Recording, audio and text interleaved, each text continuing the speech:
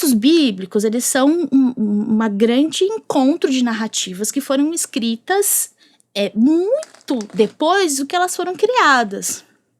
Então, por exemplo, Moisés escreveu o Pentateuco, né, que são os 5 primeiros livros da Bíblia.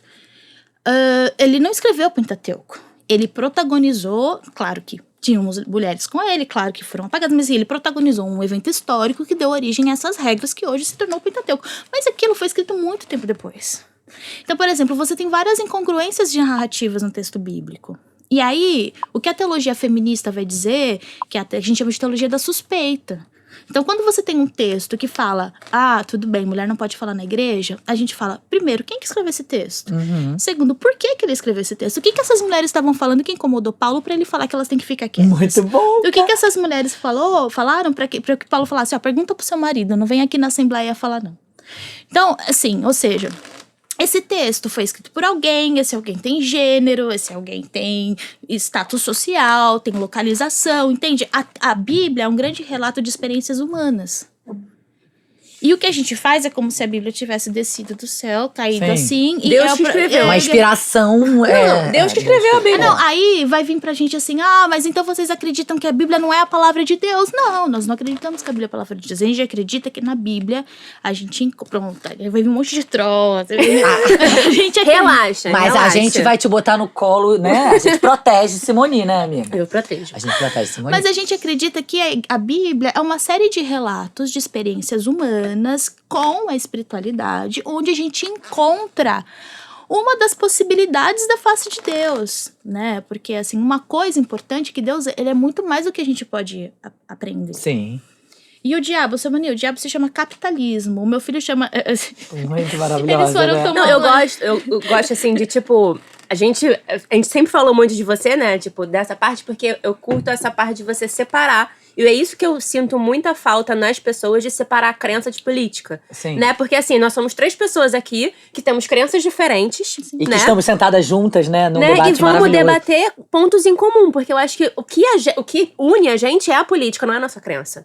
Né? Tipo, eu posso falar assim, Simone, Simone, eu concordo, eu discordo de você. Ponto. Okay. Mas, assim, a política que a gente vai encontrar na nossa sociedade, ela precisa, né, abraçar nós 3.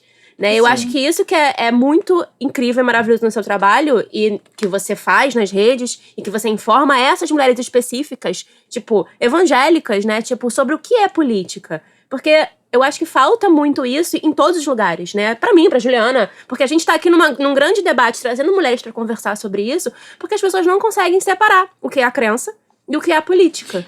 E no próprio texto bíblico, né, se a gente for falar do texto bíblico, existem acontecimentos de disputa de igualdade de gênero que são totalmente apagados. Existem mulheres que foram porque existem mulheres que não são nomeadas, né? A concubina do levita, que ninguém sabe o nome, né? A mulher do fluxo de sangue, que ninguém sabe o nome. Existem as filhas de Zelofeade, por exemplo, que ninguém fala. Eu desafio Silas Malafaia a fazer uma pregação sobre as filhas de Zelofeade. Desafiado! Não, mas toda a agressão... Gente, vamos viralizar esse vídeo. Silas Malafaia, você está desafiado aqui no Centro-Direito, garoto. Aqui não. Não, aqui não. Aqui não, vai. Mas a gente está te Há uma desafiando. pregação sobre as filhas de Zelofeade. Eu vou contar a história. Eu adoro a história das filhas. Porque assim, né? As filhas de Zelofeade, a gente tá num contexto judeu, hebraico, extremamente patriarcal, onde a sucessão das posses, das terras... Porque dinheiro, antigamente, era terra. Então, a sucessão da terra, tudo mais, era patrilinear. Então, passava de pai pra filho. Zelofeade, ele não teve filho. E ele tinha 5 filhas, que eu nunca vou lembrar o nome, mas é Irza, uns nomes assim, enfim. Mas procurem lá, filhas de Zelofeade. Elas falam, cara, o nosso pai vai desaparecer da herança de Canaã, das 12 tribos. O nominho dele não vai estar lá, a gente vai desaparecer. Mas muito além disso, esse é o argumento que elas usam, mas o verdadeiro argumento é que elas não eram casadas, elas não tinham irmãos, elas iam perder tudo que elas tinham, iam acabar na prostituição ou na mendicância. Que loucura, né? Elas chegam pra Moisés e falam, ei, é o seguinte, o pecado do meu pai, porque o fato de ele não ter filho é considerado porque ele era um pecador, ele foi abençoado. Mas é justo porque por conta do pecado do meu pai, o nome dele suma, que a gente perca as nossas terras, não sei o que lá, não sei o que lá. E eu imagino aquele burburinho, aquele bando de cara da tribo de Zelofeade, já falando assim, não, a terra é nossa, a terra é nossa. Aí Moisés fala, tá bom, vou fazer um oráculo, vou consultar Deus. Aí Deus fala, o que elas falando é certo. elas estão certas. Dê a terra às filhas de Zelofeade. E isso tá lá em Números 27. O que isso significa? Isso significa que teve ali uma disputa de gênero ferrada. E Moisés deu a terra para as mulheres. Aí a galera se rearranjou ali e falou assim, então é o seguinte, então elas vão ter que casar com alguém da tribo delas para que a terra não saia daqui, porque tem a divisão das 12 tribos, não seja desproporcional, mas elas não vão poder casar com cara de outro, sei lá, se elas são de Efraim, não vão poder casar com Manassés, tá? Mas o que é isso? Isso tá em Números. Essas mulheres disputaram a terra. Se isso não é uma disputa por igualdade de gênero, eu não sei o que é. Entende? E aí as mulheres, que aí é a grande questão da teologia feminista, as mulheres são alijadas, né? E aí a leitura popular da Bíblia vai dizer, mais do que o que os teólogos têm a dizer da Bíblia, o que as pessoas que leem a Bíblia têm a dizer da Bíblia. O que as mulheres trans têm a dizer da Bíblia, o que os viados têm a dizer da Bíblia, o que as lésbicas, as sapatonas, o que as prostitutas, Porque assim, gente, essa galera que Jesus andava, entende? Jesus andava com essa galera. E o que elas têm a dizer da Bíblia? Né? Então, porque o que os homens brancos têm a dizer da Bíblia, a gente já sabe. Porque quando eu leio esse texto de Números, que as mulheres disputaram a terra, elas não foram assim, tipo, elas foram pra cabeça, cara, elas foram falar com Moisés, Moisés é o cara que abriu o Mar Vermelho, entende? Foram pro cara. Ele abriu o Mar Vermelho e elas foram disputar com esses caras. Assim, não, a gente quer a terra, a gente não quer ficar... É sempre a disputa pelos herdeiros, né? Sempre a disputa pelo poder, né? Tipo, a gente não tá ali brincando. Eu acho que assim, a igreja vai dizer aquilo que o capitalismo não tem coragem de dizer. Né? Tipo o quê? Tipo que, por exemplo, eu quero que as mulheres pobres tenham muitos filhos porque a gente quer explorar a mão de obra barata dos filhos das mulheres pobres. Então é isso, então a gente vai proibir o anticoncepcional e a camisinha. Dura realidade, O dura Uber verdade, né? O Uber não vai dizer isso. Não. O Uber não vai chegar assim, porque porque a quem interessa que uma menina de 10 anos seja chamada de assassina?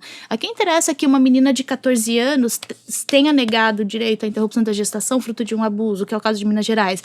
A quem interessa que essas meninas comecem a ter filhos com 14 anos, tenha paz toda a vida delas tendo filho e tenham muitos filhos? Ao sistema. Ao sistema econômico. Gente, os direitos sexuais e reprodutivos das mulheres estão no centro das relações capitalistas e econômicas. É muito dura essa realidade que as pessoas negam os direitos reprodutivos. Eu vi um vídeo hoje, antes de vir pra cá, que era uma mulher evangélica falando assim, eles vão mudar o nome para te enganar. Aborto agora virou direito ao sexual reprodutivo. Aí ela começou a elencar as palavras, eu falei, gente, o que tá acontecendo? O que eu vou fazer nessa vida? E a Bíblia não condena, né? Eu bato no celular porque a minha Bíblia é digital, gente. É aplicativo, app. Mas a Bíblia não diz nada contra o aborto. Pelo contrário, não há. E mesmo que tivesse, a discussão do aborto não... Porque as pessoas vão falar, a primeira coisa que vai falar é isso, né? Simone, você é feminista até a página 2, então prova que pode abortar na Bíblia. Eu falei, olha, não há nada na Bíblia que impeça... Sobre o tema. Mas mesmo que tivesse, isso não é uma questão de Bíblia. É muito mais do que isso, né? E aí eu tenho encontros... A questão do aborto é uma questão de saúde pública, né? Eu acho que a questão do aborto é uma questão também... de saúde pública, claro, em termos de políticas públicas, de ter acesso, mas a questão do aborto é uma questão, para mim, econômica, totalmente econômica. Então, você vai ver, quando a Angela Davis vai falar lá no Mulheres Classe Race, qual o motivo que as mulheres assim, legalizar o aborto não é o suficiente nos Estados Unidos, porque o sistema aqui é particular, as mulheres brancas vão abortar e as negras vão continuar abortando de maneira... clandestina. Não clandestina porque aí legaliza, mas de maneira... como posso dizer, perigosa. Sim, correm mais... Qual que é o motivo que as mulheres brancas... assim, resumidamente, a Angela Davis falou assim, as mulheres brancas vão interromper a gestação porque elas querem fazer universidade. E tudo bem, nada contra isso, gente. Porque não é o momento, porque elas querem trabalhar. As negras vão abortar porque elas não podem alimentar mais uma boca. Por que as mulheres escravizadas no Brasil abortavam durante a escravidão? Porque elas não queriam parir mais uma propriedade. Sim. Não queriam parir um bebê que ia ser vendido com 3, 4 anos. Arrancado dela, né? Então, ou seja, isso eu aprendi com quem? Né? Eu aprendi com as mulheres negras. Entende? Então, é um processo muito grande de desconstrução para eu chegar aqui onde eu tô hoje. Eu passei primeiro a superar não, mas romper com ódio as religiões de matrizes africanas, que é muito forte na igreja. Muito forte. E com as mulheres negras, e aqui eu agradeço muito todas as minhas irmãs negras da Marcha de Mulheres Negras do Brasil, das Marchas de Mulheres Negras de São Paulo que eu componho. É com elas que eu recuperei a minha negritude, é com elas que eu entendi que a mulher negra está na base da sociedade e, portanto, dentro da igreja evangélica, a mulher negra também está na base. Né? E aí, como que eu digo, por que a religião vai falar aquilo que o capitalismo pode dizer? A religião vai falar assim, não, crescer e multiplicar, tem a questão do pudor, tem que casar virgem, tem que não sei o quê. Coloca um monte de regra pra gente ter filho, mas no limite, a quem os nossos filhos vão? Os filhos das mulheres brancas, ricas, quanto mais filhos elas têm, mais herdeiros, né? Elas têm filhos pra herdar, e as mulheres negras pobres têm filhos pra serem explorados. Sim. Entende? Aí, e nessa conjuntura, a gente bota a mulher no trabalho doméstico não remunerado como dever religioso da submissão, que na verdade não é submissão, gente, é manter o capitalismo funcionando. É a bela recatada do lar, né? Porque se você vai cozinhar, para que esse trabalhador leve a marmita? Você vai lavar a roupa para que ele vá de uniforme limpinho para a fábrica. Você vai cuidar das crianças porque elas ainda não vendem sua força de trabalho. Você vai cuidar dos idosos porque eles não podem mais vender sua força de trabalho. E quando o capitalismo coloca todo esse trabalho não remunerado nas costas da mulher, o capitalismo vai chegar pra mulher e vai falar assim, capitalismo como se fosse uma entidade. Mas assim, imagina o capitalismo. Meu filho chama de capitalismo, eu acho ótimo. Todas as minhas palestras agora foi capitalismo. O capitalismo vai chegar pra você e vai falar assim, mulher, eu prefiro que você precisa ficar em casa, porque eu preciso que teu marido, teu filho, tua filha, sei lá, trabalhe pra mim, 44 horas semanais. Só que assim, eu não vou pagar pra ele lavar o uniforme dele, não vou fazer comida pra ele, não vou ter restaurante, não vou ter isso, não vou ter isso. Eu preciso que alguém faça pra que eles possam só trabalhar pra mim. Quem que ia aceitar esse acordo? Sim. Agora se eu chego... Eu não. Quando eu chego... Eu não aceito esse acordo. Eu não quero esse acordo. Agora, se a igreja chega pra você e fala, olha, então você tem que ser submissa ao seu marido, porque o marido é o cabeça do lar, e uma família saudável, embasada em Jesus Cristo, que vai pro céu, a mulher é assim, a família é assim, funciona assim. Entende? E aí a gente vai pra complexidade da igreja. Porque a igreja, ao passo que ela explora, porque isso é explorar, Sim. ela acolhe, ela humaniza. Entende? Porque assim, a senhora que limpa o metrô, a senhora que é a gari durante o dia, que vai ser assediada sexualmente, moralmente, vai ser excluída, na igreja ela é a Dona Maria do ciclo de oração. Ela é a Dona Rita da oração forte. Tenta direito, garota.